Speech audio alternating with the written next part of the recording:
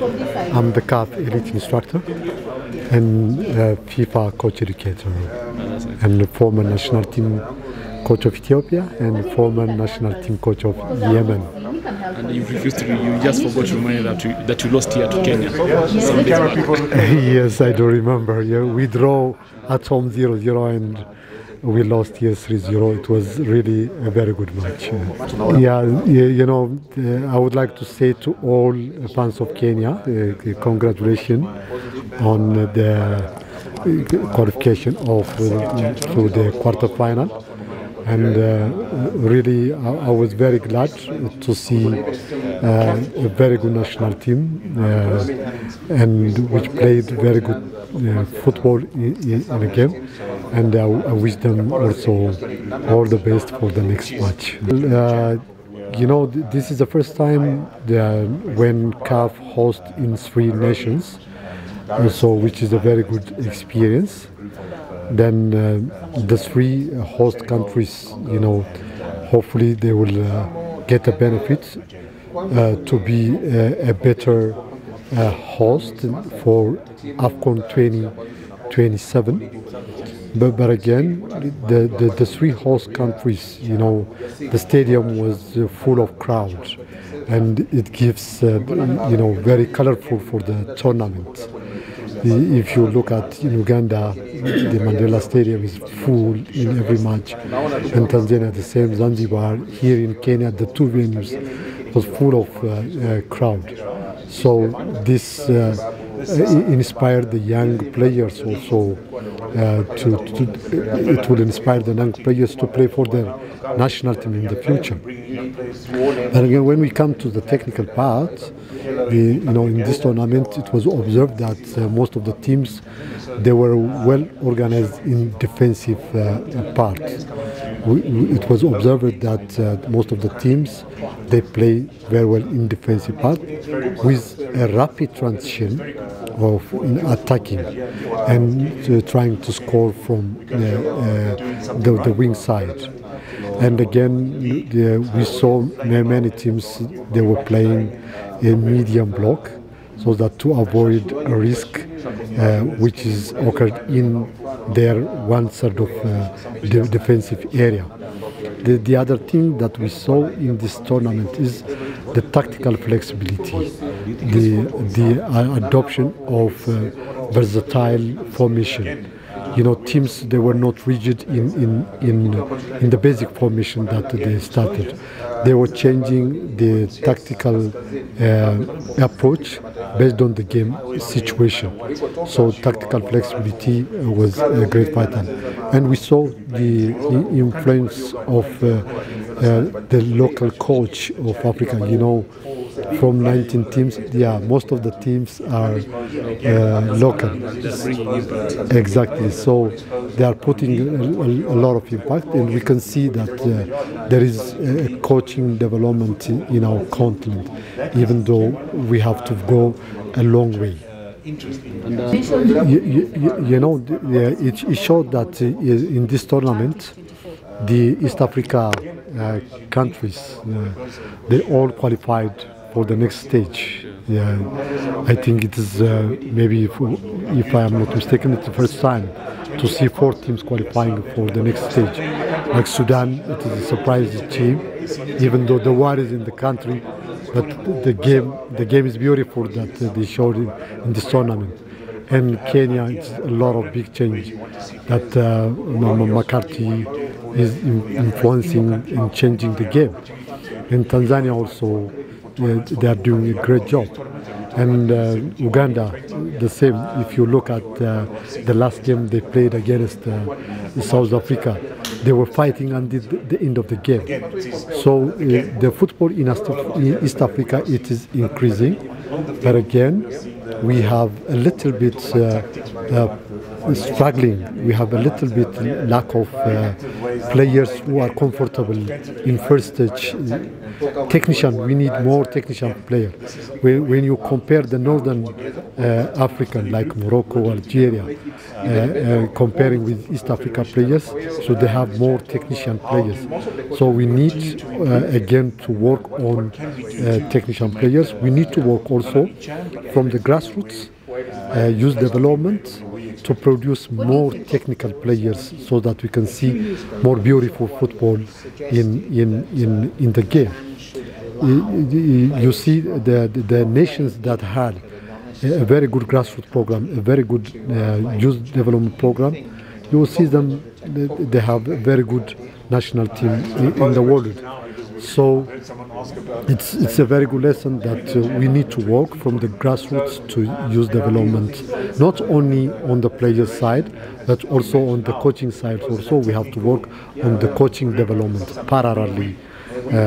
Development side. Yeah, in order to be in a very good shape in the next edition, again, we need to work on the tactical part, and again, we need to work also in encouraging young players with high skill players. So that now the CHAN, it is improving, Most of the teams now starting to play ball possession play. Ball possession, it's not only attacking. In modern football, ball possession is the best way of defending. Okay, because the ball is with you, the opponent will not get the ball. That means you are defending without wastage, more energy and more power. So to play more possession football and to have more creative players, it's very important to focus on selection, more technical players, skillful players, so that we can see a beautiful football in them. The CHAN, it is a very good platform to give a chance for the young players to promote themselves, to be a better player and to play for the national team in AFCON and in World Cup. But again, besides this, it's always also to focus on under 20, under 17 and under 15 tournaments, okay, by bringing more technician players, so that if we can create a very good under 15 players, so those players, they can go to under 17, then from under 17 they can progress to under 20, so that we can get very good players in the future in AFCON and World Cup also. Then after the convention, the new convention of CAF, okay, we are trying to produce quality coaches in different levels. So now we are preparing D license, we are conducting D license and C license, which help to produce quality coaches to coach in the grassroots end the youth coaches. So it is very important to work not only in player development but also working in coaching development. Hosting such kind of a tournament will give you a chance to build many football training grounds, to work on infrastructures. And again, it will be a very good opportunity, to build many training grounds, stadiums and training facilities in our region as we are approaching the 2027 AFCON. So the government and the private sectors and universities, schools, they have to be united and working together to put infrastructure in our region. So you see, when we are hosting the CHAN, we saw many training ground with a very good quality, yeah? And again, when we are hosting also 2027, then the number of the training facilities will be more increase and increase. Yeah, normally, we are here to help the nations to improve their football standard in the country, but also our main job is here to analyze and to study the current football in Africa, and to direct how we can improve from there. And also, it's our responsibility to choose the man of the match in every games, and best 11 players of the group stage, and best 11 players of the tournament, best goalkeeper, best coach of the tournament. These are our responsibilities as the TSG. Hopefully, we will do a very good job. You know, I wish if the capacity is 100,000. You know, I like people when they came to the stadium and support their team and enjoying the game. Then hopefully in the future the capacity of the stadiums will be better and better, and the number of 27,000 will be double, and the 54,000 by the grace of God. So South Africa, I distinctly remember one of the first CHAN tournaments in South Africa. I think it was 2013, it might be. South Africa, I can't talk on behalf of South Africa, but I assume that we don't, necessarily maybe don't take the tournament serious enough. It's maybe we think we focus on the AFCON and obviously qualifying for World Cups. We haven't done that for many a year, but we have recently now. So let's hope that no matter what had happened two nights ago, South Africa in commanding position where you're winning the group, the next minute you're going home. This is football, and this is what makes football the beautiful game. So at the end of the days, we are part of Africa, and to play part of Africa, you play in tournaments, and CHAN is part of it. So at the end of the days, we haven't won it because we didn't deserve to win it, and hopefully that when you put more effort into it and more respect the tournaments, then maybe we will do better. But at the end of the day, this is football, and this is why you see South Africa going home. And as you mentioned there, the four teams, East African teams, are heading up the groups in all four groups. So well done to East Africa. You've showcased your football. The fans have showcased their desire and commitment towards their teams. And this is, again, for you, an experience for the CHAN, for the big one. No, I think it's fantastic. I was, as you mentioned there many years ago, so to have the host nation to be passing expectations, because we don't have to deny it. You came out of a group of death. It was really a group of death, and you came out probably the hardest possible way that you can come out, getting a man sent off your second match, getting a man sent off your third match. So you did it the hard way, but the fans remain confident, passionate, and I think this is a key for the Kenyan national team, because I stood outside there now and I said to the guy, can you imagine playing in a stadium when it's full?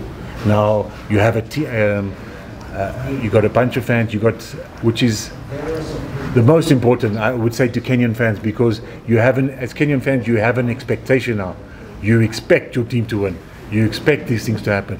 Remember, it's football, and players are going to give their best. They're going to try and do everything they possibly can to win matches, but you are playing opposition that deserve to be there. So the games are going to be tough. So keep supporting them the way you have, because you as Kenyan fans are going to make that 12, 13, possibly even 14th man that will give them the courage, and then the 14th, 15th, 16th man is Benny, the way he runs next to the field when he's celebrating goals. So yeah, it's well done to the fans, and continue doing that, because players enjoy having the fans behind them. I think I'm going to say that I think things are set on emotions. And when you feel that everything's against you or someone's against you, you get emotional and you say things, and then afterwards hopefully you think. So I think it's an emotional comment, because at the end of the day, this is a tournament, it's for football and it's for footballers. Just try to check on the emerging trends in this CHAN platform. Yeah. And the trends will help member association update their curriculum through coaching.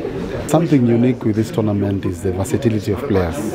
Players performing in not one position, but more than two. Yeah, that is quite superb. And as well as variating the formations, the systems, you could see Kenya and how they were variating their formation. One man less, how do you play? One man up, equal numbers. What's your tactical flexibility? Many other things, but we don't.